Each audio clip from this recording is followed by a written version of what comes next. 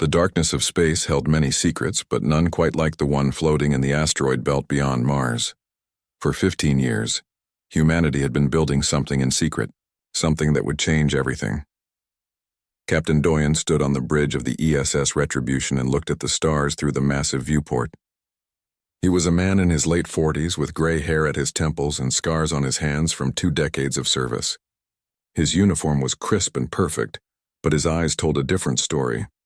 They were the eyes of someone who had seen too much death and had stopped believing in mercy.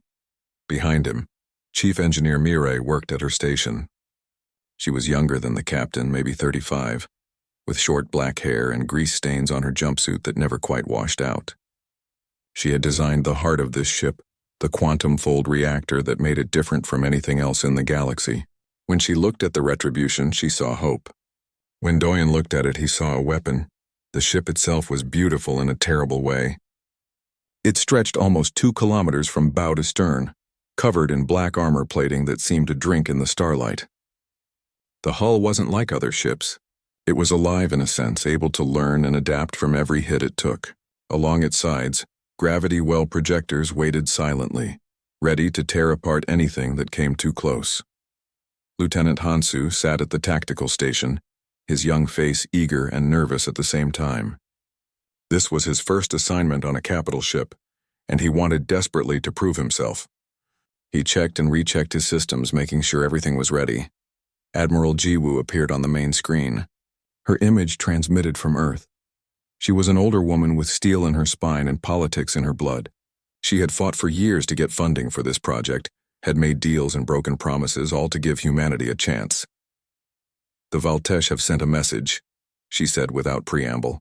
"They're demanding we turn over the Retribution for inspection. They say it violates the treaty we signed after the border wars." Doyen's jaw tightened. The border wars. 20 years ago, the reptilian Valtesh Dominion had invaded human space, claiming 3 colonies and killing millions. Earth had been forced to surrender, to sign away their pride and pay tribute every year since. The treaty said humanity could have defensive fleets, but nothing that might threaten the established powers. "We both know inspection means confiscation," Doyen said. "They'll take it apart and leave us with nothing." "I know," Jiwoo replied. "That's why I'm giving you authorization to refuse." "But Doyen, they won't accept a no. They'll send ships to take it by force. Let them come." The transmission ended. Mireille looked up from her console, worry creasing her forehead. "Captain, we haven't even finished all the tests. We don't know if the systems will hold up in a real battle." "Then we're about to find out," Doyen said calmly. 3 days later, the Valtesh arrived. 12 warships dropped out of hyperspace at the edge of the asteroid belt, their hulls painted in the red and gold of the Dominion. They were massive vessels, each one carrying enough firepower to level a city. The Valtesh had been building warships for 10,000 years. They thought they knew everything about combat. The lead ship broadcast a message in the harsh, clicking language of the Valtesh. The translation came through seconds later. "Human vessel, you will power down your weapons and prepare to be boarded. Resistance will be met with destruction. You have 1 hour to comply." Doyen looked at Hansu. "Battle stations. Bring all systems online." The bridge came alive with activity. Hansu's fingers flew across his console, warming up the weapon systems. Mireille redirected power from non-essential systems to the shields and engines. Other crew members took their positions throughout the ship, each one knowing that they might not survive the next few hours. The Retribution's AI core activated, its sensors reaching out to analyze the enemy fleet. It calculated trajectories, predicted movements, and fed tactical data directly to Hansu's station. This was the ship's secret advantage. The AI could think 3 steps ahead, seeing patterns that human minds might miss. 45 minutes until their deadline, Hansu reported. "Take us forward," Doyen ordered. "Full speed. Direct intercept course with their flagship." The Retribution surged forward, its massive engines pushing it toward the Valtesh fleet. The aliens must have been confused. Usually prey tried to run, but the human ship was charging straight at them like a predator that had spotted wounded game. The Valtesh opened fire first. Plasma bolts and missile streams lit up the space between them. Hansu watched the sensors, waiting for the captain's order. The incoming fire was enough to vaporize a normal ship. "Adaptive armor, full power," Mireille announced. "Let's see if this works." The first volley hit the Retribution's hull. The impact sensors recorded every angle, every force, every type of energy. The adaptive armor analyzed the data in microseconds and restructured itself, creating the perfect defense against that specific attack pattern. The second volley hit weaker shields because the armor had already learned how to deflect most of the damage. "Return fire," Doyen said quietly. The Retribution's main guns spoke. They were different from conventional weapons. Instead of just firing projectiles or energy beams, they created localized gravity wells that could crush a ship from the inside out. The first shot caught a Valtesh cruiser midship. The vessel crumpled like paper, its hull folding in on itself as artificial gravity went mad inside. The Valtesh fleet scattered, trying to surround the human ship. They had numbers and experience. But the Retribution had something they didn't understand. It had human desperation and human ingenuity, and a crew that was tired of being afraid. Hansu coordinated the defense, calling out targets as the AI fed him information. Mirai kept the reactor stable, feeding power to systems that were already running beyond their designed limits. Throughout the ship, crew members did their jobs with precision born from endless training. The battle lasted 6 hours. When it ended, 11 Valtesh warships were destroyed. The 12th limped away, broadcasting frantic messages back to their homeworld. The Retribution hung in space, its hull scarred but intact. Inside the ship, Doyen allowed himself a small smile. In the engine room, Mirai leaned against her console and breathed for what felt like the first time in hours. At Tactical, Hansu stared at his screens in disbelief at what they had accomplished. Across the galaxy, the message spread. Humanity, the weak and primitive species that everyone ignored or exploited, had just destroyed a Valtesh battle group. The impossible had happened, and the Retribution was just getting started. The Galactic Council Chamber was a massive structure floating in neutral space, built by the elder races millennia ago. Inside, representatives from hundreds of species gathered in a circular arena, their voices raised in anger and fear. At the center of it all stood Ambassador Soman, representing Earth and looking very much alone. She was a small woman with sharp eyes and silver hair, dressed in the formal blue uniform of the diplomatic corps.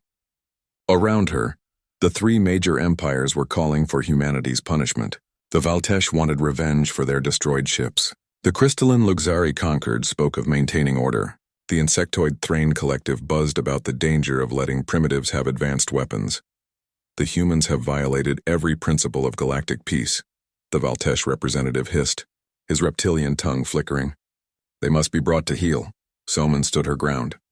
We defended ourselves against an illegal military action. The treaty allowed us defensive fleets. The Retribution is a defensive vessel. A defensive vessel that destroyed 12 warships? The Luxari ambassador's crystalline body chimed with mockery. We propose a simple solution. The 3 empires will combine forces and eliminate Earth's military capacity before they can build more of these weapons. The vote was called. Species after species raised their appendages in favor. Only a handful abstained. None voted with Earth. The transmission reached the Retribution 3 hours later. Captain Doyen listened to Ambassador Soman's report in silence, his face showing nothing. Beside him, Commander Jinho stood with his arms crossed. Jinho was a large man with burn scars covering half his face. Souvenirs from the border wars, he had lost his wife and 2 daughters when the Valtesh bombed the colony on Kepler 442b, had been waiting 20 years for a chance to hit. Back. They're assembling a fleet, Soman said from the screen. Intelligence suggests at least 40 capital ships from the 3 empires. They'll strike at Earth within a month. Then we don't wait for them, Doyen said. We strike first. Mirai looked up from her engineering console. Captain, we're 1 ship. We can't fight 3 empires when we don't have to fight them all at once. We hit their supply lines, their military stations, their weak points. We make them bleed until they're too busy defending themselves to attack Earth. Jinho smiled. It wasn't a pleasant smile. Now you're talking sense. The Retribution began its campaign 3 days later. The first target was a Valtesh fuel depot in the outer reaches, a station that supplied their entire western fleet. The station's defenders never had a chance. The Retribution dropped out of hyperspace, destroyed the defending ships in minutes, and used its gravity weapons to tear the station apart. Then it broadcast the footage across the galaxy before disappearing back into hyperspace. The second target was a Thrain colony ship carrying soldiers to reinforce their border. The Retribution intercepted it and disabled its engines without destroying it. Doyen broadcast a message to the trapped soldiers, "Go home. Tell your queens that humanity will no longer accept oppression. Any military vessel we encounter will be destroyed. Any civilian vessel that flees will be spared." He kept his word. Over the next 3 months, the Retribution struck 17 military targets. Supply convoys were destroyed. Weapons factories were reduced to rubble. Border outposts simply disappeared. But civilian ships were allowed to pass unharmed. Doyen was building something more dangerous than fear. He was building a reputation. Word spread through the galaxy. Species that had been enslaved or oppressed by the Empire started to hope. Maybe the humans would break the chains that had held them for so long. Maybe the old order could actually fall. Lieutenant Hansu coordinated the attacks with growing confidence. His initial nervousness had burned away, replaced by the calm efficiency of a veteran tactical officer. He learned to trust the AI's predictions, to see 3 moves ahead just like it did. He became an extension of the ship's weapons systems. But not everyone on the Retribution was comfortable with their mission. Mirai found herself lying awake in her quarters, thinking about the people who died in their attacks. Yes, they were military targets. Yes, those same empires had killed millions of humans. But she couldn't shake the feeling that they were crossing lines that shouldn't be crossed. She confronted the captain one evening in his ready room. "We built this ship to defend Earth. Now we're using it to wage war across the galaxy. When does it end?" Doyen poured himself a drink and offered her one. She declined. "It ends when they can't threaten us anymore. And how many have to die for that? Fewer than would die if we do nothing." He took a sip. "Mirai, I know this weighs on you. It weighs on me too. But we don't have the luxury of clean hands." "We never did." Before she could respond, alarms blared throughout the ship. Hansu's voice came over the intercom. "Captain to the bridge. We have a situation." The situation was a trap. Intelligence had suggested a small Valtesh patrol in the Kreshna 9 system. When the Retribution arrived, they found 40 warships waiting for them. The empires had finally coordinated their efforts. "They knew we were coming," Hansu said, his voice tight. "Someone fed us bad information." "Doesn't matter now," Doyen said. "All hands to battle stations. Mirai, I need everything you can give me." The battle that followed was nothing like their first victory. This time the enemy was prepared. They had studied the Retribution's tactics and developed countermeasures. The adaptive armor could learn, but it could only learn so fast. The gravity weapons were devastating, but they took time to recharge. The Retribution fought like a cornered animal. It twisted and turned through the enemy formation, using the wreckage of destroyed ships as cover. The crew worked beyond exhaustion, pushing themselves and their stations past every safety limit. Mirai redirected power so aggressively that circuits overloaded throughout the ship. Jinho led damage control teams through sections that were on fire or exposed to vacuum. Hansu saw the enemy pattern forming, a pincer movement that would catch them in a crossfire they couldn't escape. "Captain, they're boxing us in. We need to break through now or we're dead. Show me the weakest point." "There." Hansu highlighted a cluster of 3 heavy cruisers, "but we'll have to go through their combined fire." "Do it." The Retribution charged. Every weapon fired at once. The gravity wells tore apart the first cruiser. The second took a direct hit to its reactor and exploded. The third managed to rake the Retribution's hull with plasma fire before it too died, but the shot got through. It hit the engineering section, tearing through 3 decks. 20 people died instantly. 5 more were trapped in a section that was venting atmosphere. Hansu didn't hesitate. He ran from the bridge, heading toward engineering. Jinho tried to stop him, but the young man was already gone. He reached the damaged section and manually sealed the doors, trapping himself inside so the rest of the crew could be saved. Through the intercom, his voice was calm. "Captain, the blast compromised the secondary reactor. If it goes, it'll take half the ship with it. I'm going to vent it manually. Hansu, wait for the damage control team. No time, sir. It's been an honor." The young officer died doing his job. He vented the reactor into space and saved the ship. When his body was found later, his hands were still on the manual release. The Retribution limped away from Kreshna 9. They had won, technically. 28 enemy ships destroyed for the loss of 1 battleship that refused to die. But the cost was written in the names of 23 crew members who would never see Earth again. Doyen stood in the observation deck looking at the stars. Jinho found him there. "The crew is asking what we do next." "We continue," Doyen said softly. Hansu and the others didn't die so we could give up. We continue until the empires fall. But in the captain's eyes, something had changed. The certainty was still there, but now it was mixed with something else. Something that looked like doubt. 6 months of constant warfare had changed the retribution. The ship's hull was scarred with burns and impact craters that the repair crews couldn't quite fix anymore. The corridors smelled like recycled air that had been recycled too many times. The lights seemed dimmer, though that might have been in the crew's minds more than reality. Dr. Kyung-ho sat in his small office and reviewed his notes. He was the ship's psychiatrist, a thin man with kind eyes who had been documenting what war did to people who could never escape it. His reports made for difficult reading. 70% of the crew showed signs of combat stress. 40% had nightmares. 20% had stopped sleeping properly at all. The captain was the worst. Doyen barely slept anymore, barely ate. He spent his time studying star charts and planning the next attack. Kyung-ho had tried to talk to him several times, but Do-yoon always found reasons to cut the session short. The man was burning himself out from the inside, and he wouldn't stop until there was nothing left. In the mess hall, crew members ate their meals in silence. There used to be laughter here, conversations, even arguments. Now people just ate and left, returning to their stations or their bunks. They were tired in a way that sleep couldn't fix. Ensign Hyejin sat alone in a corner, her food untouched. She was young, barely 22, assigned to communications. She had started recording things she saw and heard, little moments that bothered her. The captain's orders becoming harsher. The way Jinho talked about the enemy with pure hatred. The celebration when they destroyed a Thrain medical ship that intelligence said was carrying weapons but turned out to be exactly what it claimed to be. Mireille found her there. "Not hungry?" "Not really." Hyejin looked at the chief engineer. "Can I ask you something?" "Do you think we're still the good guys?" Mireille sat down heavily. It was a question she had been asking herself. "I don't know anymore. We're fighting to survive, but somewhere along the way it feels like we became what we were fighting against. The captain wants to attack the Valtesh homeworld. I know." Mireille rubbed her eyes. "He told me yesterday. Not a military target. The capital city. He wants to break them completely. That's genocide. That's war." Mireille stood up. Or at least that's what he'd say. "I'm not sure I agree anymore." The fracture in the crew was growing. Some still believed in Doyen's mission completely. They saw every attack as necessary, every death as justified.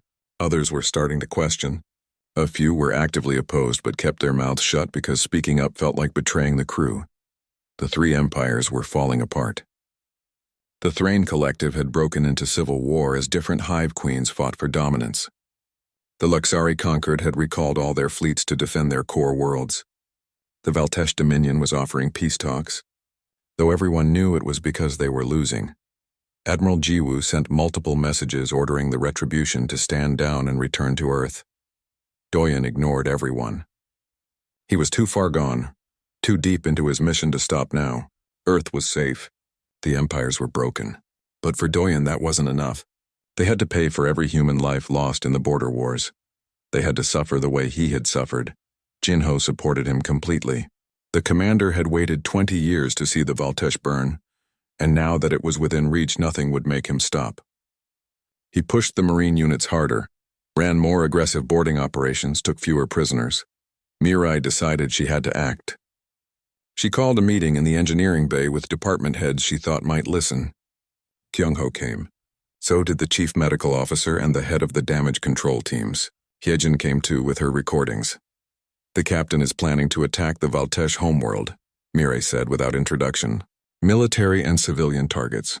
He's estimating 5 billion casualties." "That would make us monsters," Kyung-ho said quietly. "Some would say we already are," the medical officer replied.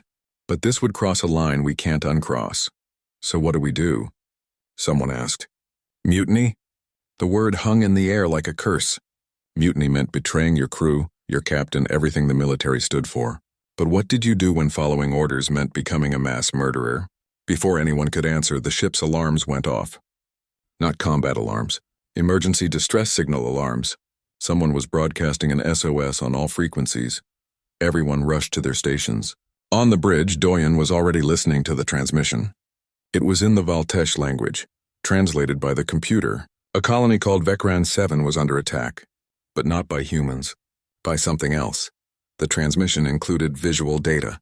The screen showed chaos. Valtesh civilians running through streets while small ships dove from the sky, firing weapons that turned living beings into ash. Children were dying. Mothers were dying. Soldiers were dying. The attackers weren't taking territory or capturing resources. They were just killing everything. Who are they? Hansu's replacement at Tactical asked. Unknown, the AI reported. No match in any galactic database. Technology profiles suggest origin from outside the galaxy. Doyen stared at the screen. For the first time in months, something other than rage showed on his face. Uncertainty, maybe even fear. Jinho stepped forward. It's a trick. The Valtesh are trying to lure us into a trap. Maybe, Doyen said. But what if it's not? Mirai arrived on the bridge out of breath. She had seen the transmission. Captain, if that's real, we have to respond. Why? Jinho demanded. Let them burn. That's what we wanted, isn't it? We wanted them to pay for what they did to us, Mirai shot back. Not to watch civilians get slaughtered by something we don't even understand. Doyen made his decision. Set course for Vecran 7, maximum speed. Captain, Jinho started. That's an order. Commander, the Retribution turned away from its planned attack on the Valtesh homeworld and jumped to hyperspace. As they traveled, more transmissions came in. The unknown attackers were hitting multiple worlds. They consumed everything, stripped planets of resources, and moved on. They were like locusts made of metal and hatred. When the Retribution arrived at Vecran 7, they found hell. The colony was in flames. Thousands of small attack craft swarmed over the settlement like angry insects. In orbit, larger vessels were processing the remains of destroyed ships into more attack craft.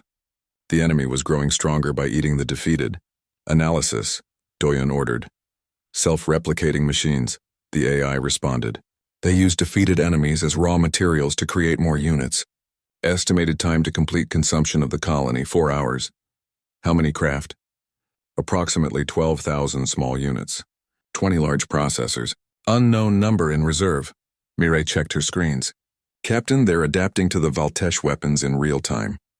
Just like our armor adapts, but faster. For the first time in the 6-month campaign, Doyen felt doubt. This wasn't an empire that could be beaten with tactics and determination. This was something that learned and grew and consumed. This was something that might be beyond them, but the transmission from the colony was still broadcasting. Voices begging for help. Children crying. People dying. Doyen looked at his crew, exhausted, traumatized, barely holding together. Then he looked at the tactical display showing thousands of enemy units. All hands to battle stations, he said. We're going in. Jinho stared at him. You're going to risk this ship and crew for Valtesh civilians? After everything they did to us? I'm going to fight because it's the right thing to do, Doyen said. And because if we don't stop these things here, Earth might be next. The Retribution dove toward the planet. The crew, divided and damaged as they were, did their jobs. Because that's what they had trained for. Because whatever else they had become, they were still human. And humans didn't abandon people to monsters. The Battle of the Nexus began with hope and ended in desperation. The Coalition fleet met the Devourer swarm in a clash that lit up space like a newborn star. 800 warships against millions of attack craft, fighting for the future of every living thing in the galaxy. The first day went well. The combined tactics of different species created a defensive net that the Devourers couldn't easily break through. Valtesh ships used their heavy armor to absorb hits while human vessels struck with precision. Thrain carriers launched fighter waves that harassed the enemy flanks. Luxari energy weapons carved holes in the swarm, but the Devourers learned. They always learned. By the second day, they had adapted to the Coalition's tactics. They focused fire on the weakest ships first, destroying the old Thrain vessels that couldn't keep up with modern combat. They developed countermeasures against Luxari energy signatures. They learned to predict human attack patterns. The fleet began to lose ground. Ships fell one by one, their wrecks immediately consumed by processor units and transformed into more Devourers. The enemy was using the Coalition's own strength against them, growing larger with every victory. On the third day, the line began to break. A Valtesh battle group was overwhelmed and destroyed. The Thrain carriers were forced to retreat when half their fighters were shot down. The Luxari fell back to protect their core worlds. Captain Sungwoo's battleship, the Defiance, took critical damage and had to withdraw with 2 other Earth ships. That left the Retribution and a handful of the most stubborn ships still fighting. Doyen watched his tactical display turn redder by the hour. They were losing. Not slowly, but inevitably. Mireille came to the bridge, her face streaked with exhaustion and grease. "Captain, I found something. I've been analyzing the Devourer communication patterns. There's a massive ship in the center of their fleet, coordinating everything. That's the node. If we can destroy it, the swarm will go dormant. How big? 10 times the size of this ship. And it's surrounded by about 50,000 attack craft." Doyen looked at the display. The node was deep in enemy territory, behind layers of defenses that had already destroyed hundreds of coalition vessels. Getting to it would be suicide. "Can we take it out with long-range weapons?" he asked. "No, it has shields we've never seen before. We'd have to get close, very close, and deliver a massive energy spike directly to its core." Doyen understood what she wasn't saying. The only way to generate enough power was to overload the Retribution's quantum fold reactor. The explosion would be big enough to take out everything within 1,000 kilometers, including the Retribution itself. He called a meeting of the senior staff. Mirai, Jinho, Kyungho, and the department heads gathered in the briefing room. They all looked like they had aged 10 years in 3 days. "There's a way to win," Doyen said. "But it requires someone to make a sacrifice," he explained the plan. The room was silent when he finished. Then Jinho spoke up. "When do we leave?" "You're not coming," Doyen said. "I need you to evacuate the crew to the other ships. This is a volunteer mission. With respect, Captain, screw that." Jinho's scarred face split in a grim smile. "I've been following you into hell for 6 months. I'm not stopping now," Kyungho nodded. "I'm staying too. If people are going to die, they should have a doctor with them." One by one, the department heads volunteered. Mirai never even hesitated. "I designed the reactor.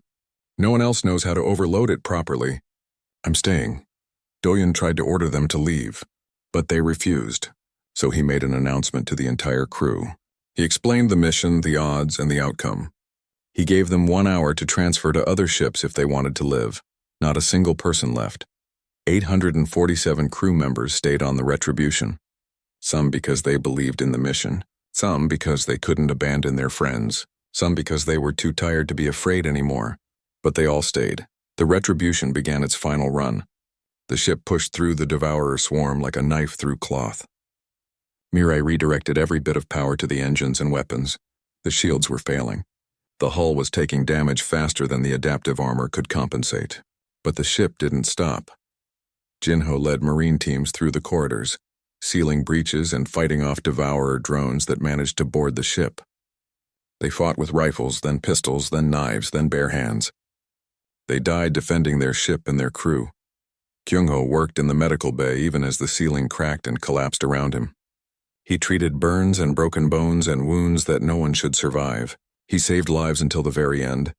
When a hull breach took the entire medical section, the tactical officer called out targets until his console exploded and shrapnel tore through him. The communications officer kept broadcasting their position, so the fleet would know where they were. The damage control teams worked themselves to death keeping the ship flying, and Mirai stayed in engineering, manually feeding power to systems that were burning themselves out. The reactor temperature was climbing beyond safe limits. She could feel the heat through the deck plates. Soon it would reach critical mass. Soon everything would end. On the bridge, Doyen watched the main screen as the Devourer node grew larger. They were close now, so close. Fires raged through the ship. Half the crew was dead. The hull was coming apart. But they were close enough. "Mirai," he said into the intercom. "Now." In engineering, Mirai pulled the manual override. The quantum fold reactor began its overload sequence. She had calculated it perfectly. 60 seconds until detonation, just enough time to reach the node. She sat down on the deck and pulled out a photo from her pocket. Her family back on Earth, smiling in the sunshine. She wondered if they would understand what she had done. If they would be proud or angry or just sad. She hoped they would know she did it for them. For everyone. The Retribution struck the Devourer node at full speed. The two massive vessels collided in a shower of debris and sparks. The human ship's momentum carried it deep into the alien structure, tearing through defenses and armor like they were paper. On the bridge, Doyen whispered a final message that was recorded and transmitted to Admiral Jiwoo. "Tell them we bought them tomorrow." The reactor detonated. The explosion was visible from the other side of the system, a ball of fusion fire that consumed the node, the Retribution, and 50,000 Devourer craft in an instant. The shockwave rippled outward, destroying thousands more attackers, and then suddenly the Devourers stopped. The swarm went still. Without the node to coordinate them, they were just machines with no purpose. The Coalition fleet moved in and methodically destroyed what was left. The war was won. But the cost was written in the names of 847 people who would never come home. 10 years passed. The galaxy changed in ways no one could have predicted. The three empires didn't just fall. They transformed. The old hierarchies were replaced by a true federation where every species had a voice. Humans weren't at the bottom anymore. They were equals, respected for their sacrifice and their courage. Ambassador Soman helped write the new charter. She was old now, her hair completely white but her eyes still sharp. She made sure the document included protections for all species, rights for everyone, and principles that would prevent the oppression humanity had suffered. Earth built a monument in orbit, the recovered bow section of the Retribution, preserved exactly as it was found. Scarred, burned, but unbroken. Inside, Admiral Jiwoo led tours for young cadets, telling them the story of Captain Doyen and his crew. She was elderly now, walking with a cane, but her voice was still strong. They weren't perfect, she told the cadets. They made mistakes. They did things they regretted. But when it mattered most, when everything was on the line, they chose to sacrifice themselves for people they barely knew. That's what being human means. The names of the 847 were carved into walls throughout human space. Doyen, Mirai, Jinho, Kyungho. Every single person who stayed on that ship. Their sacrifice had bought peace not just for humanity but for everyone. New battleships carried their legacy forward. The ESS Defiance still flew, now commanded by Sungwoo's son. The ESS Unity, the ESS Hope, the ESS Tomorrow, ships crewed by humans and aliens working side by side, but none were called Retribution. That name belonged to the 847. The galaxy had learned a hard lesson. Empires built on fear and oppression would eventually fall. But people who stood together, who sacrificed for each other regardless of species or history, could survive anything. A new distress signal came from unexplored space one quiet morning. A new threat. A new challenge. The Federation Council convened within hours. Ships from a dozen species began assembling a response fleet. Captain Sunhee, commanding the ESS Unity, received her orders and smiled. She was young, only 30, but she had grown up hearing stories of the Retribution. She knew what was expected of her. All hands to stations, she ordered. We have people who need help. Her crew was mixed. Humans worked alongside Valtesh and Thrain and Luxari. Species that had been enemies now fought as one. They had learned from the Retribution's example. The fleet jumped to hyperspace, heading toward danger, knowing they might not return. But that was okay. Someone had to stand against the darkness. Someone had to buy tomorrow for those who couldn't fight. The battle for Vecran 7 was unlike anything the Retribution had faced before. The self-replicating machines moved like a swarm of insects, each unit coordinating with thousands of others in perfect synchronization. When the Retribution's gravity weapons tore apart a cluster of attack craft, the debris was immediately collected by processor ships and reformed into new attackers within minutes. Mirai watched her screens in horror as the enemy adapted to their tactics in real time. The first gravity well destroyed 30 craft. The second only got 20. By the fifth, the machines had learned to detect the weapon charging and scatter before it fired. They're learning faster than our AI can compensate, she reported to Doyen. Every attack we make teaches them how to defend. Then, we don't give them time to learn, Doyen said. Continuous fire. All weapons. Don't let them analyze anything. The Retribution unleashed everything it had. Plasma cannons fired until the barrels glowed red. Missile tubes launched their entire payload. The gravity wells activated in random patterns. For 3 hours, the ship fought like a cornered wolf, tearing through wave after wave of attackers. They saved about 30,000 Valtesh civilians. Another 100,000 died before the Retribution could reach them. When the last processor ship was destroyed, the colony was a burning ruin, and the Retribution's hull was scarred with thousands of impact points. In the medical bay, Kyung-ho worked frantically to save crew members who had been injured when a machine broke through the hull. They had lost 17 people. 30 more were wounded. The ship's systems were strained to the breaking point. A transmission came through from the planet's surface. A Valtesh military commander, his scales burned and his voice rough with smoke inhalation. "Human ship, this is Commander Velkor. On behalf of the survivors, I thank you. You had no reason to help us. We know that better than anyone." Doyen's response was simple. No one deserves what those things do. More reports came in over the next day. The machines, which the galactic networks were now calling the Devourers, had hit 6 more colonies across 3 different empires. Millions were dead. Entire worlds were being stripped of resources, and the Devourers were growing in number with every victory. High Matriarch Valara, supreme leader of the Valtesh Dominion, sent a direct communication to the Retribution. She was an ancient reptilian, her scales dulled with age but her eyes still sharp. "Captain Doyen, I find myself in the uncomfortable position of asking for help from someone who has destroyed so many of my ships." "I'm listening," Doyen said carefully. "These Devourers will consume us all if we don't stop them together.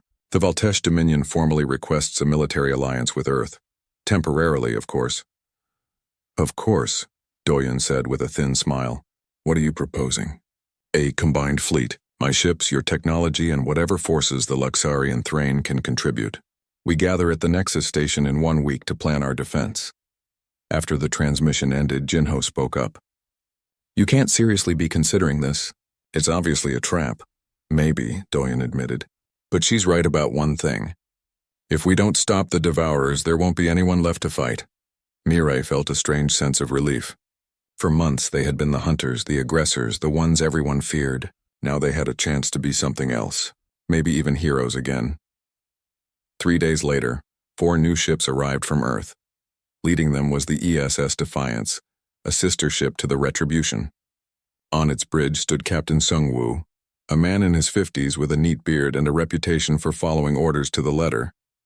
His transmission was formal and cold. "Captain Doyen, I bring orders from Admiral Ji-woo. You are to relinquish command of the Retribution and return to Earth to face court-martial for unauthorized military actions." "I am authorized to take command immediately." Doyen had been expecting this. "Captain Sung-woo, I acknowledge the orders. However, I request permission to remain in command until the Devourer threat is eliminated. After that, I will submit to any judgment Earth deems appropriate." Sung-woo was silent for a long moment. "I reviewed your combat logs during the trip here. What you've done is technically treason, but you've also saved more lives than you've taken. And right now we need every experienced commander we can get. The court-martial is deferred until after the crisis. Don't make me regret this decision." The gathering at Nexus Station was tense. Warships from species that had been killing each other for months now had to work together. Valtesh destroyers kept their weapons trained on Thrain carriers. Luxari cruisers maintained maximum distance from everyone else. The 4 Earth battleships floated between them all, neutral ground by necessity. In the station's main conference room, commanders from dozens of species argued about strategy. High Matriarch Valara proposed a defensive line at the Galactic Rim. The Thrain Queens wanted to go on the offensive and strike at Devourer staging areas. The Luxari suggested abandoning the outer colonies and fortifying the core worlds. Doyen listened to it all and then spoke up. "We're approaching this wrong. The Devourers aren't a normal enemy. They don't have supply lines to cut or morale to break. They're a virus that grows stronger with every battle. We need to find where they're coming from and eliminate the source." "And how do you propose we find that?" the Luxari commander chimed skeptically. Mireille stepped forward. She had been working with alien engineers for days, sharing data and analyzing Devourer technology. "We've been studying the wreckage from Vecran 7. The Devourers aren't completely independent. There's a central coordination node, something that directs the swarm and distributes tactical data. It's hiding somewhere in their fleet." "So we find this node and destroy it?" Valara asked. "If we can," Mireille said. "But it won't be easy. The node will be heavily protected, and it's somewhere in the middle of millions of attack craft." A week later, long-range sensors detected the main Devourer fleet. It was heading for the Nexus, a strategic choke point that led to the populated core worlds. If it fell, The Devourers would have access to thousands of inhabited systems. The combined fleet moved to intercept. It was the largest military gathering in galactic history. 800 warships from 24 species, all flying under a hastily designed coalition flag. Human battleships flew alongside former enemies. Valtesh crews trained with trained soldiers. Luxari engineers shared technology with everyone. Ambassador Soman, watching from Earth, wept at the sight. Not from sadness, but from hope. Humanity had spent centuries fighting to be accepted as equals. Now, in the face of extinction, the galaxy had finally united, and humans were leading the way. Captain Sungwoo commanded one wing of the fleet. Jinho led the combined marine forces, preparing for boarding actions. Mirai coordinated with engineers from every species, trying to develop countermeasures against the Devourer's adaptation ability. And Doyen stood on the bridge of the Retribution, looking at the tactical display. Millions of red dots representing Devourer units, hundreds of blue dots representing the coalition fleet. The numbers weren't in their favor. All ships report ready, the communications officer announced. Doyen opened a channel to the entire fleet. This is Captain Doyen of the ESS Retribution. In a few minutes, we're going to face an enemy that wants to consume everything we are. It doesn't care about our differences, our histories, or our hatreds. It just wants us dead. So today, we're not Valtesh or Human or Luxari or Thrain. Today, we're all soldiers fighting for the same thing. The right to exist. The right to see tomorrow. Let's make sure we earn it. The Devourer fleet dropped out of hyperspace at the edge of the Nexus system. The swarm was so vast it blotted out the stars. All ships, Doyen ordered. Engage. The battle for the galaxy's survival had begun.